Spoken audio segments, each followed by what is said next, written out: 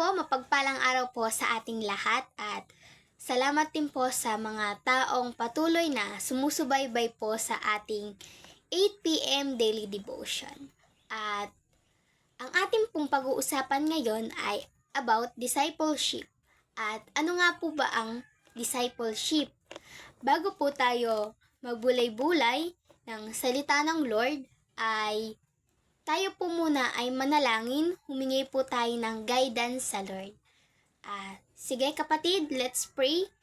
Yes Lord, maraming salamat po Ama sa panibago pong araw Panginoon na pinagkaloob niyo po sa amin. Salamat po sa kalakasan. Lord, salamat po sa blessing, Lord God. Ama, malaking blessing na po agad nang kami po ay nagising kanina, Panginoon. Maraming salamat po kami binangon niyo po sa amin pong higaan, Lord God. Maraming salamat po, Ama. Thank you, Jesus. Lord, salamat po sa iyong pag-ibig, Lord. Ama, salamat din niyo po kami pinagkukulang. Salamat, Lord God. Thank you, Jesus. Lord, patuloy na nagpapakumbaba po kami, Ama. Nagsusumamo po sa iyong harapan, O Diyos. Patuloy na patawarin niyo po kami sa amin po mga pagkukulang, sa amin po mga kasalanan, sa amin po mga pagkakamali, Lord God. Patawad po, Ama. Cleanse our hearts and mind, Lord God, in the name of Jesus. Lord, patuloy na samahan niyo po kami sa pagbubulay-bulay ng iyong salita, Panginoon. And I pray din po, Lord, sa kapatiran ko po, Lord, na nasa kabilang screen, Panginoon, na makikinig, Lord, ng iyong salita, Panginoon. Lord, buksan niyo po ang kanyang kaisipan, ang kanyang pong puso, Lord God. At ikaw po, O Diyos, ang siyang maitaas at mapapurihan, Panginoon. Ikaw po, O Diyos, ang mahayag, ang malantad, Panginoon. Your good news, Lord God, your goodness, Lord. Maraming salamat po, Ama. Lord, patuloy na ikaw po ang siyang manguna po sa akin, Ama. Patuloy na i-guide niyo po ako, Panginoon. In Jesus' name. Maraming pong salamat, Ama. Thank you, Jesus. Thank you for your mercy and grace, Lord. Salamat po sa iyong kabutihan. Thank you, Jesus. Lord, lahat ng papuri, lahat ng pagsamba, Panginoon, ay sa iyo lang po namin ibinabalik, Lord God. Thank you, Jesus. Maraming pong salamat, Ama. Ito po ang aming dalangin, Lord. In your powerful name, Jesus. In Jesus' name we pray. Amen and amen. Yun nga po, pag-uusapan po natin ng about discipleship. Ang discipleship po, ito po ay isang proseso ng pagtuturo at paggabay sa isang tao upang maging isang tagasunod ni Jesus at mas lalong mapalapit at makakilala sa Lord. Amen. At yun nga po, bilang disipulo po ng Lord ay patuloy po tayo na sumunod po sa Lord kung ano po yung ipinapagawa po sa atin ng Lord. At kung ano po yung makakabuti at kalugod-lugod po sa Lord. At bilang tagasunod din po ng Lord ay dapat po na makinig po tayo sa mga ating pong mga pastor na nagtutuwid po sa atin, sa ating pong mga leader na nagtutuwid po sa atin dahil dito din po tayo lalago sa pagdisiplina po sa atin. Po sa salita ng Lord sa Lucas 6 verse 40. Walang alagad na nakakahigit sa kanyang guro, ngunit matapos turo ang lubos ang alagad ay makakatulad ng kanyang guro. Amen. Sabi po doon ay walang alagad na makakahigit po sa kanyang guro. Kaya be humble po tayo palagi. Sabi din po sa salita ng Lord, ngunit matapos turo ang lubos ang alagad ay makakatulad ng kanyang guro. Yun nga po, gusto lang pong sabihin ng Lord na lagi po tayong makinig sa mga itinuturo po sa atin o sa mga pinapagawa po sa atin ng ating pong mga guro, ng ating pong mga leader, ng ating pong mga pastor. Dapat po tayo na makinig po sa kanila. At higit sa lahat, sa Lord po tayo makinig. Sa sinasabi po ng Lord sa atin at sa bawat isa po. Amen. At sinasabi po ng Lord na tayo po ay mag-discipleship. Tayo po ay humayo. Tayo po ay mangaral ng magandang balita. Kung gaano po tayo binago ng Lord. Kung gaano i-share po natin ang ating pong testimony sa bawat isa po kung paano po tayo binago ng Lord at paano po natin nakilala ang Lord.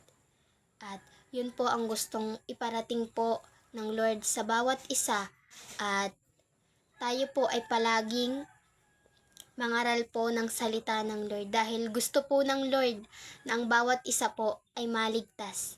Kaya kapatid, this is the time na isurrender mo ang iyong buhay sa Lord. Dahil mahal ka ng Lord. Dahil gusto ng Lord na makasama ka niya sa kanyang kaharian. Gusto ng Lord na maligtas ang bawat isa sa atin. Dahil mahal tayo ng Lord, kapatid. Ang gusto lang ng Lord ay magsisi tayo sa ating mga kasalanan. Gusto ng Lord na tayo ay tumalikod sa mga makamundong bagay.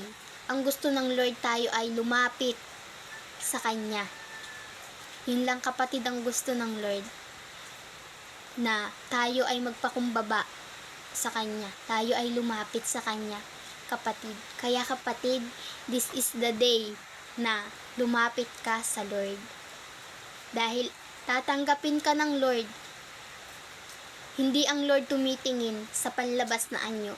Ang Lord ay tumitingin sa puso ng bawat isa, kapatid. Ito lang po ang gusto pong i-share sa bawat isa. Ang gusto lang pong iparating ng Lord na tayo po palagi ay magdisipulo, tayo po ay humayo, ipangaral po natin ang maganda pong balita. At yun lang po. At I hope po na ang bawat isa po ay may napulo at may nakuha pong aral, na palagi lang po tayo na mag-share po ng Word of God kahit po sa ating pong mga kaibigan, mga classmate, pamilya po natin na hindi pa po nakakakilala sa Lord.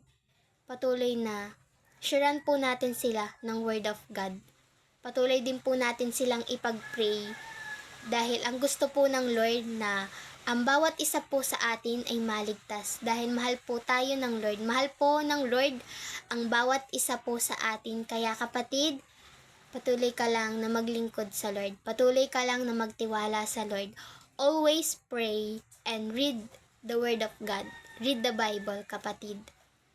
Yun lang po ang gusto ko pong i-share sa bawat isa, na mahal po tayo ng Lord. At gusto po ng Lord na tayo po ay humayo at mangaral po ng salita ng Lord. And yun po, I hope po na ang bawat isa po ay may natutunan at may nakuha pong aral sa pagbulay-bulay po natin ng salita ng Lord. At yun nga po, bago po tayo mag-end ay tayo po muna ay manalangin sa Lord. Yes Lord, maraming salamat po Ama sa pagsama niyo po sa amin, Panginoon. Maraming salamat po sa katagumpayan, Lord God, ng amin pong pagbulay-bulay ng iyong salita, Ama. Salamat po, O Diyos. Lord, bilang lingkod mo po, Panginoon, patuloy na kami po ay susunod, Ama. Patuloy na ikaw po ay aming paglilingkuran, Lord God. In Jesus' name, maraming pong salamat, Ama. Thank you, Jesus. And I pray, Lord God, na patuloy na gamitin niyo po kami, Panginoon, upang makapag-share ng iyong salita, Panginoon, lalo na po sa amin pong mga kaibigan, mga mahal sa buhay, amin pong mga family, Lord, na hindi pa po nakakakilala sa iyo, Ama. Ama, gusto po namin na sila po ay makakilala sa iyo, Lord. Patuloy na gamitin niyo po kami, Lord, upang sila po ay masyara ng iyo pong kabutihan, ng maganda pong balita, Panginoon. Dahil ang gusto mo po na ang bawat isa po, Lord, ay maligtas, Panginoon. Gusto mo po na ang bawat isa, Lord, ay makasama mo po sa iyong kaharian, Ama. Maraming pong salamat, O Diyos. I pray din po, Lord, sa bawat isa po na nakikinig, Panginoon, sa kabilang screen, Panginoon, Ama. Pagpalain niyo po sila, Lord God. Pagpalain niyo po ang bawat isa, ang bawat pamilya, Panginoon. Pagpalain niyo po ang trabaho ng bawat isa, Panginoon. In Jesus' name, Lord God. And I pray din po, Lord, na patuloy na buksan niyo po ang puso, ang isip ng bawat isa, Lord, na nakikinig ng iyong pong salita kaganina, Panginoon. Touch niyo po ang kanilang heart, Lord God. In Jesus' name, Lord. Patuloy na ikaw po ang siyang maghari sa buhay po ng bawat isa, Ama.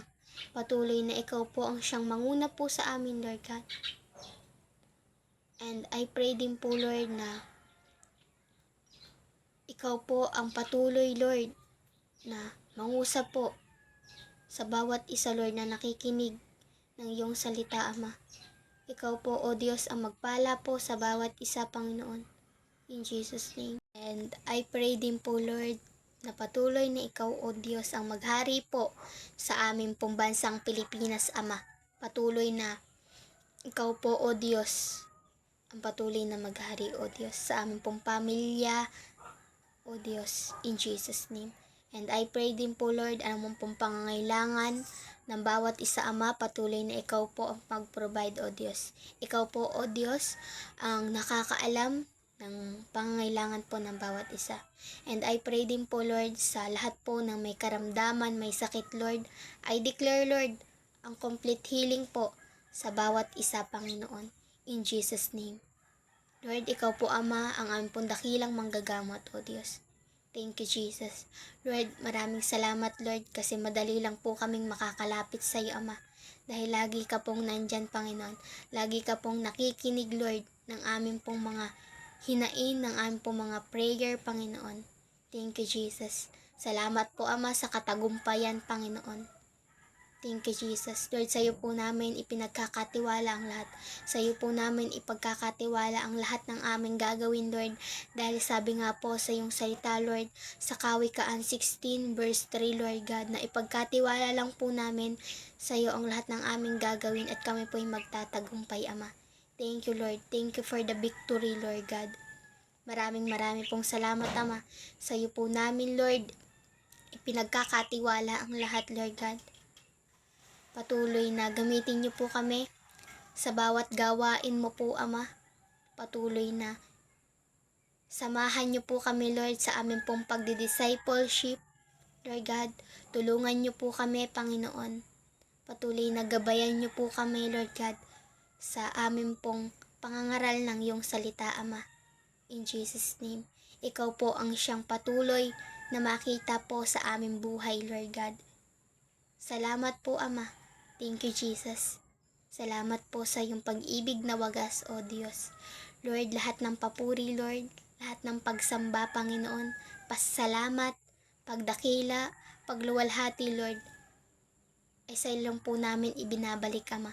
Deserve mo po ang lahat ng papuri at pagsamba, O Diyos. Thank you, Jesus. Maraming pong salamat, Ama. Salamat, Lord, di niyo po kami pinagkukulang, di niyo po kami pinapabayaan, Ama. Salamat po, O Diyos. Lord, sa iyo po namin ibinabalik ang lahat ng papuri, lahat ng pagsamba, pasalamat, Ama. In your powerful name, Jesus. In Jesus' name we pray. Amen and amen. God bless, kapatid.